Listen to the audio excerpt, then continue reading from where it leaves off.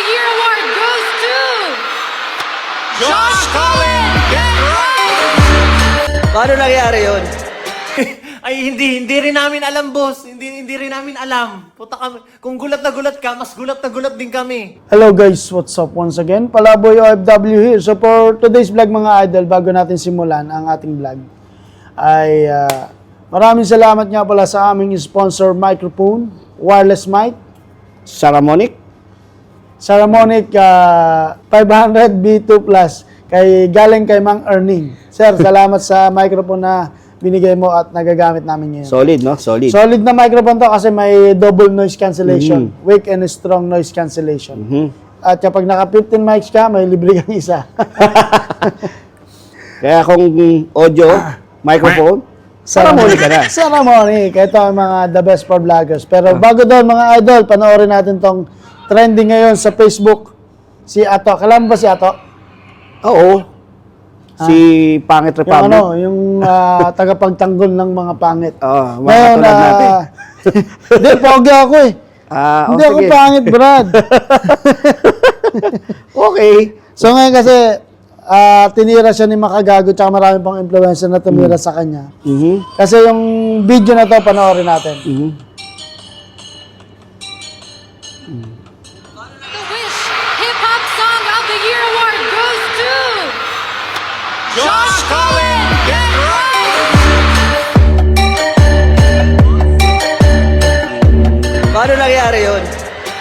Ay, hindi rin namin alam, boss. Hindi So, rin namin ano alam. masasabi mo Puta kami. dito? Kung gulat Kay na gulat Ato. ka, mas gulat na gulat din kami.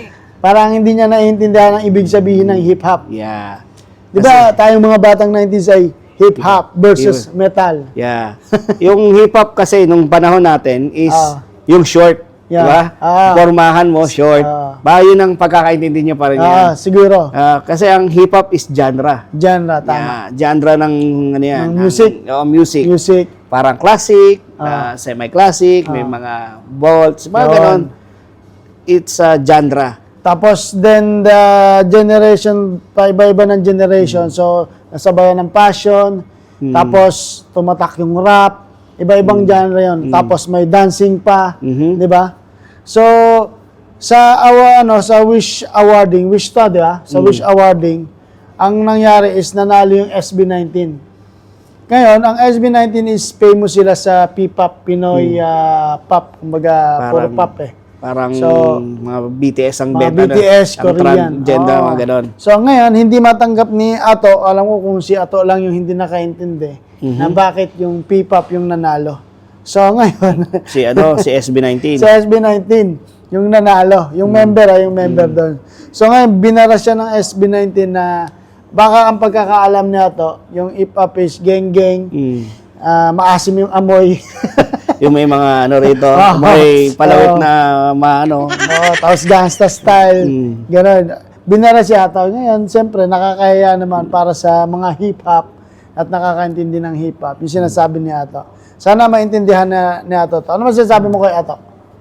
Actually, si Ato nung unang mga yung mga unang content niya tungkol sa mga pangit, tuwan-tuwa ako sa kanya. Kasi yung mga pangit, gumagwapo.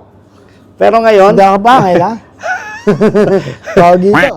yung mga pangit ay nagkakaroon ng pag-asa. Yeah. Diba? Pasa gwapo yung malaki agad yung chance sa babae. Ngayon, yung nakita ko parang hindi niya alam yung genre, kung ano yung meaning to ng hip-hop. Pero hip-hop siya pumorma. Baka yun ang alam niya. Forma, forma, hip-hop, siguro. fashion. Naka 3 parts, naka oversize hoodie. Baka yun yung pagkakaalam niya to. Oo. Pero in terms of music, baka hindi niya lang Hindi niya siguro. naintindihan. Oo. Siguro absent siya ng MSEP. Lahat ng klase ng music. MSEP? May MSEP pa ba? Hindi genre. Kaya siguro yung genre ng hip-hop is tumatak na. Siguro yun na tumatak sa isip natin na damitan, pormahan, gangsta. Gangsta life. Oo, yung mga tipong bugbuan na lang. Kasi nasa circle of friends siya, mga puro circle of friends ni Ato, mga rapper eh. Yes. Yung mga murahan, nagmumurahan. Mga Siguro finger ko. Kung ano-ano ginagawa sa kamay. Pero kung titingnan mo kay Google, di ba, ang Sabi ni Google, ang babasahin natin kay Google, i-Google mo tanga. Igagals mo kaya? Goggles mo kasi tayo naman is nasa internet world tayo, open tayo sa mga sources. Maraming source para malaman at maintindihan natin. So, ngayon, ang sinasabi ni Wikipedia, number 1, hip-hop, formerly known as disco rap, is a genre of popular music that emerged in the early 1970s in New York City. Mga Ego ito, tsaka mga Kano. MC Hammer, mga Ice, Vanilla Ice. Yes, Vanilla Ice, DMC, tapos Mga- si Dr. Dre, yan, Tupac, yan. Dr. Jones. Ay, wala yun. Ayun yung mga pop. Yan. So, yan yung yung ibig sabihin ng hip hop, yung isa lang sa genre ng music dati. So, sa mga nakakaintindi, dagdagan nyo na lang or mali ka, ayun lang yung sinunod natin at saka yung nakasanayan namin dati. Yung music, about sa music. Yan yun. So, ano pa may dadagdag mo, Lodi? Yun ang total lang. Internet ngayon talamak na talaga, di ba? So, bago tayo mag-react is dapat nag-research. Hindi muna naman tayo. masamag magbasa, di ba? Oo, nag-research. Although baka yun yung gusto niya mangyari. Mas mapansin siya. Siguro. Di ba? At saka siguro style niya na rin yun na man-trust talk na lang kasi wala nang naniniwala kay Ato ngayon eh. Di ba? Kahit yung mga pinagtatanggal yung mga pangit, nagagalit na sa kanya eh. Ayun. Sayang. Gusto ko pa naman dati yung mga ngayon, wala ganun. na. Pero bago yun, i-promote muna natin ang ating Saramonic B500 Plus. Ang noise cancelling microphone para sa mga vloggers na katulad ko at para kay Ato. So, may babating ka ba? Bzz, bah, bzz, bzz, bzz, bah. Sabaw na sinaing, Gusto kong mag-swimming sa balong malalim. Sa ilang mga idol, Palaboy OFW here, kasama natin si Harvey. and si Director Brian, mga idol. Huwag niyo kalimutan mag-subscribe. Alright. Puro kaloko.